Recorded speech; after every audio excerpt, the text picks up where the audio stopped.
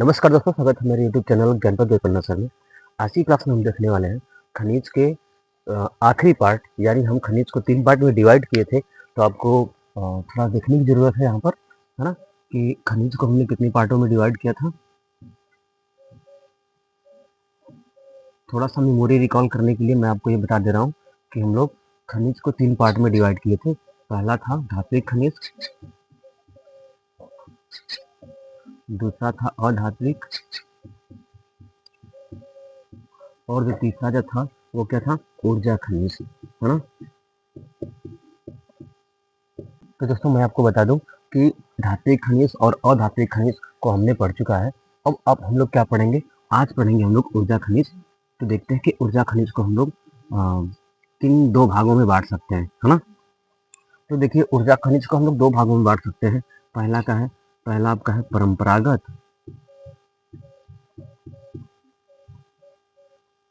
और दूसरा है आपका गैर परंपरागत संसाधन। ठीक है, यानी परंपरागत संसाधन और गैर परंपरागत संसाधन। ठीक, आइए अब विस्तार से देखते हैं कि ऊर्जा खनिज क्या है। ठीक है दोस्तों, अब देखते हैं ऊर्जा खनिज के बारे में।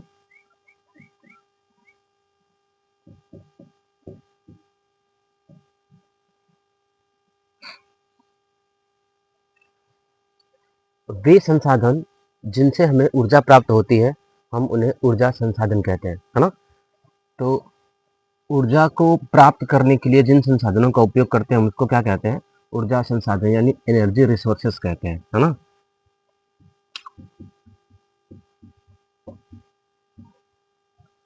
अब हम ऊर्जा संसाधन को उनकी योग्यता और उनकी अवेलेबिलिटी के आधार पर 2 भागों में बांट सकते हैं। कौन कौन से? पहला है आपका परंपरागत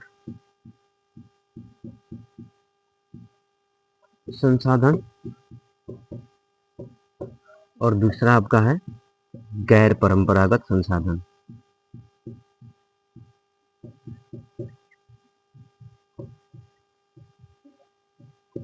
ठीक, अब देखेंगे परंपरागत संसाधन में क्या आता है।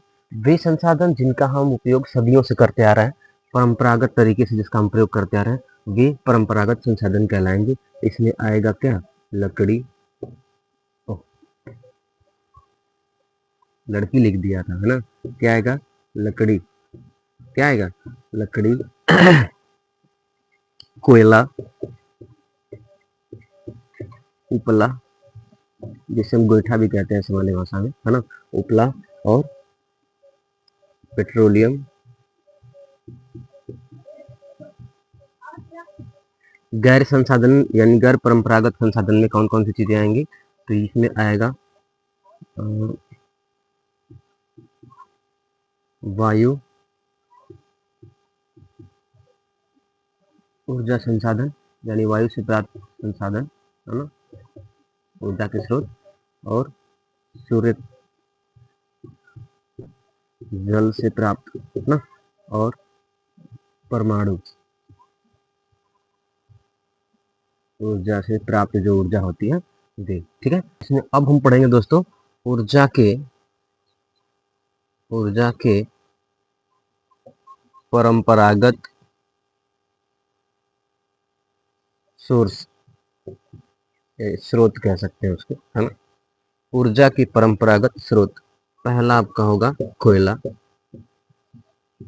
जिसके बारे में हम आज पढ़ने वाले हैं, है ना। कोयला के बारे में पढ़ेंगे हम लोग, कोयला क्या है। ठीक है, देखते हैं कोयला। कोयला काले रंग का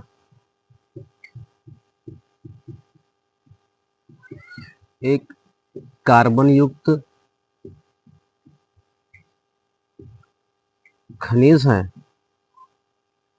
जो अवसादी सेलों में पाया जाता है। किन सेलों में? अवसादी सेल में ये पाया जाता है। ठीक है, अब इसका महत्व देख लेते हैं। महत्व यानी कोयले का महत्व। देखिए, कोयले का औद्योगिक क्षेत्र में बहुत ही बड़ा योगदान है। इसको औद्योगिक क्षेत्र की रीढ़ कहा जाता है। हाँ?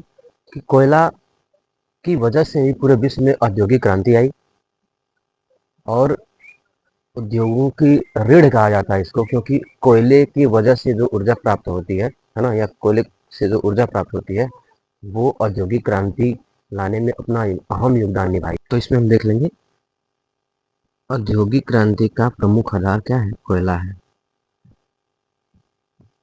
औद्योगिक क्रांति का प्रमुख आधार कोयला है।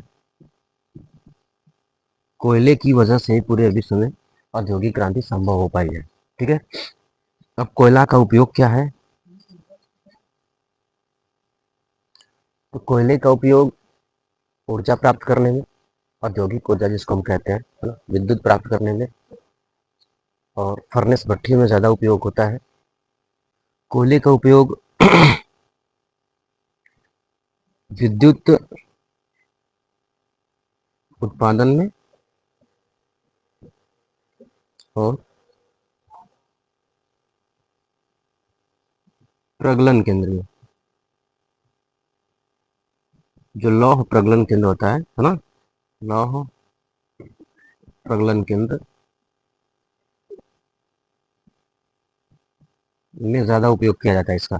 ठीक है, अब इसमें देख लेंगे इसे बनने वाले जो सामान है, जो प्रोडक्ट होते हैं वो कौन कौन से होते हैं। कोयले का उपयोग और निम्न चीज़ों में बनाने से होता है, यानी निम्न वस्तुएं बनती है, जैसे कोक हो गया, अमोनिया, फिनाइल आदि।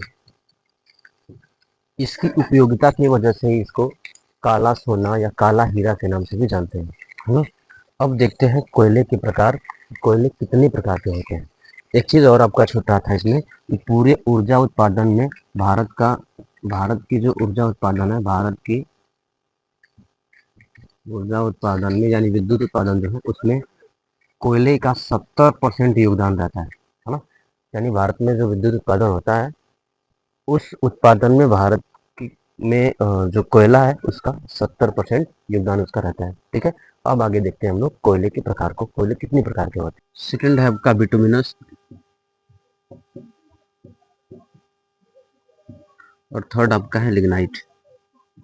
दोस्तों हम इसमें 3 प्रकार के कोयले के प्रकार पढ़ेंगे, है ना।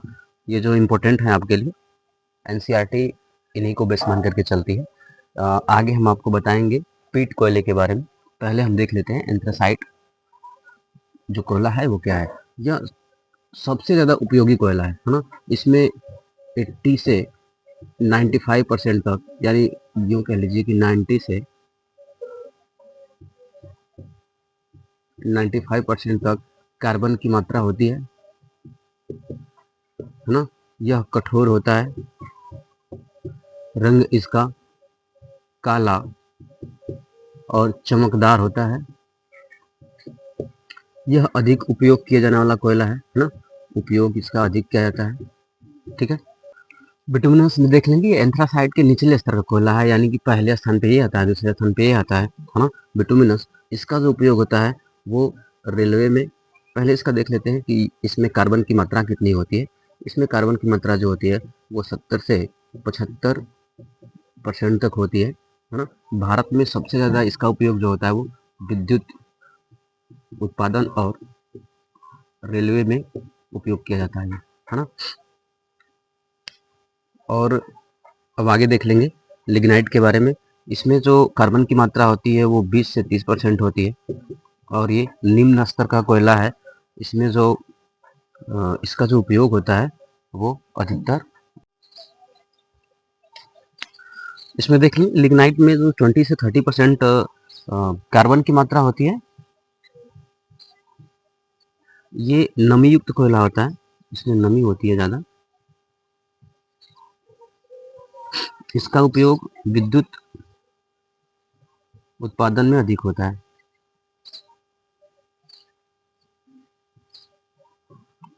ठीक है, बिटुमिनस के बारे में थोड़ा सा जान लेते हैं, है ना।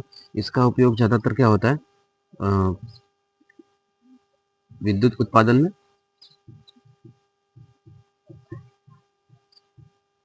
है ना। और लिग्नाइट का यानी जो कोयले का जो सबसे ज़्यादा भंडार, जो सबसे बड़ा भंडार है वो क्या है, नवेली तमिलनाडु में है,